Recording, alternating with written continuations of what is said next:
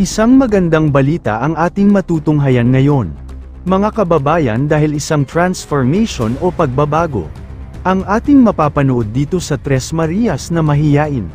Dahil nagbago ang lahat simula noong sila ay pinagsabihan ng kanilang nanay na ang kanilang gagawin ay para din sa kanilang kinabukasan, kaya halos 3 bundok pa ang kanilang nilalakad para lang marating ang bahay na doon sila ay nag-aaral. Ito ang gagawan natin ngayon ng reaction, mga kababayan. Pero bago yan, ay nais ko po sanay i-like ang video na ito. At pakiusap lang po na sanay panoorin nyo muna ang kabuuan ng video na ito.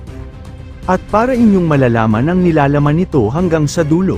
At please suportahan po natin ang channel ni Kuya Val Santos Matubang, Ate Edna Vlogs, at Kalingap Rob. Maraming salamat po.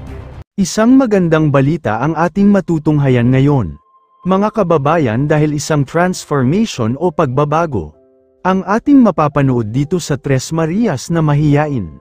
Dahil nagbago ang lahat simula noong sila ay pinagsabihan ng kanilang nanay na ang kanilang gagawin ay para din sa kanilang kinabukasan, kaya halos 3 bundok pa ang kanilang nilalakad para lang marating ang bahay na doon sila ay nag-aaral. Kasama rito ang 3 Marias na mahiyain, na sila Chris, Bea at Melissa.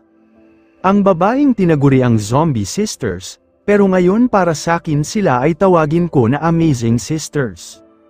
Dahil nakakabigla at nakakagulat na sila. Dahil mismo si Kalingap Rob ay kanyang napanood at nakita mismo sa kanyang mga mata. Ang kusang loob at desidido talagang mag-aaral ang 3 Tres Marias na mahiyain. Grabe na po ang ginagawang sakripisyo ni Kalingap Rob patungkol sa Tres Marias. Kaya naman dito ay nabigyan na ng sagot at natumbasan na ang paghihirap ni Kalingap Rob sa Tres Marias na mahiyain, dahil sila po mismo na ang nagpersige sa kanilang sarili na sila ay makapag-aral at matuto sa mga tinuro sa kanila ng kanilang kapitbahay na ito ay isang graduate na teacher.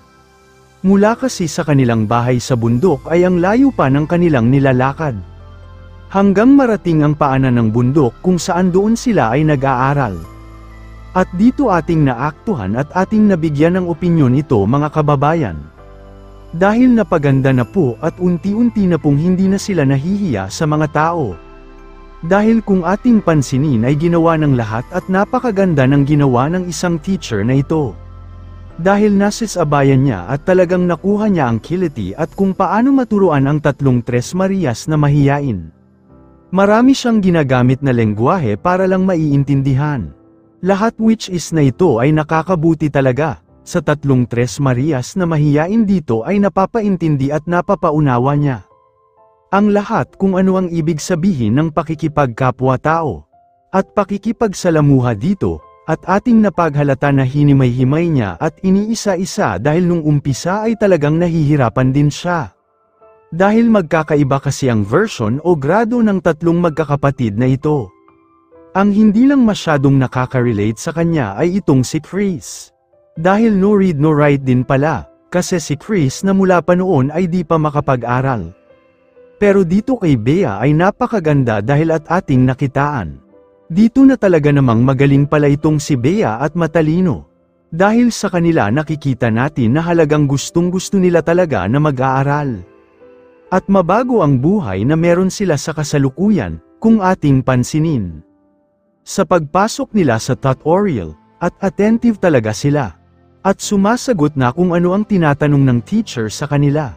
Kaya dito sa episode 14, mga kababayan, ay ating nakitaan at nagiging masaya ang lahat ng mga viewers at supporters. Na hindi nagsawa at talagang pinagtiyagaan ang 3 Tres Marias na mahiyain.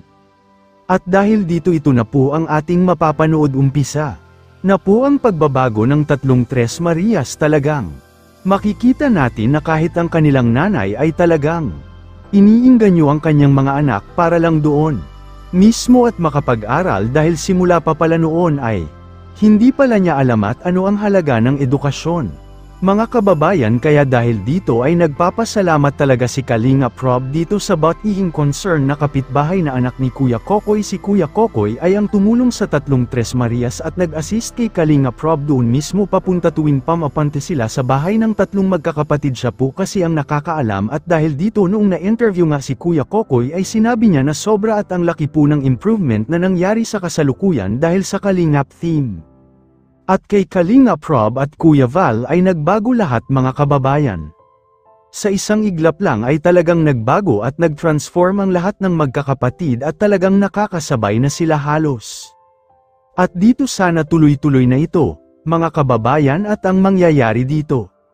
Sana ay patuloy pa rin silang suportahan ng mga viewers supporters ng Kalingap team.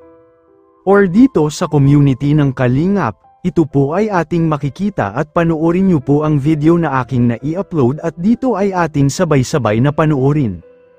At sa mga hindi pa napapanood ay pwede po tayong manood sa upload ni Kalingap Rob doon mismo sa kanyang main channel. Nakakatuwa lamang dahil atin ang nakikita ang future ng tatlong Tres Marias na mahiyain, at talagang masaya tayo rito. Dahil ito na nga ang sagot sa panalangin ng mga viewers at supporters na sana magbabago ang pakikitungo at ugali na meron ang Tres Marias na mahiyain. Kayo mga kababayan, sana ay magbigay kayo ng inyong komento, reaction at suhestyon, para ating malaman ang inyong damdamin at saloobin at may parating sa Kalingap team, at mabigyan ng aksyon ang ganitong sitwasyon. Pero bago ko tapusin ay isang mapagpalang araw mga kababayan, lalo na sa ating ama na si Kuya Val Santos Matubang, Ate Edna Vlogs at Kalingap Rob. Maraming salamat po. Sabi ko sa kanila, ano gusto ninyong maging ganyan? Pinakita ko sa kanila yung yung picture, yung video ng Makahiya Plants.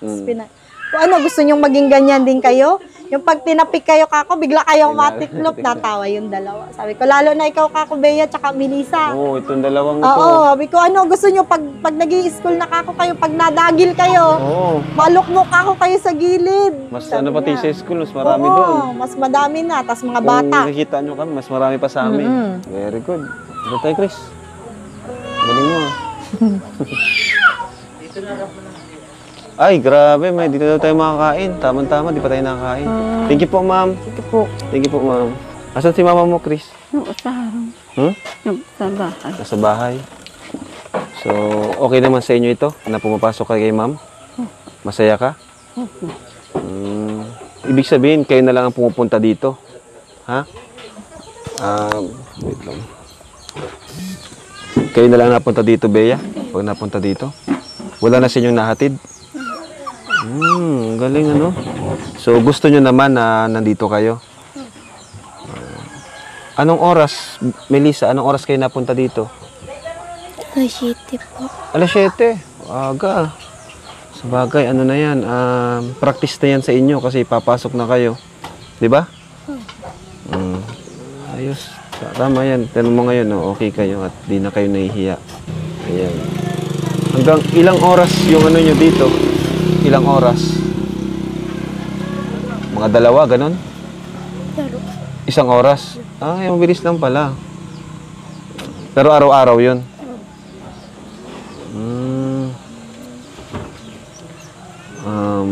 Si mama nyo pala na nagsabi.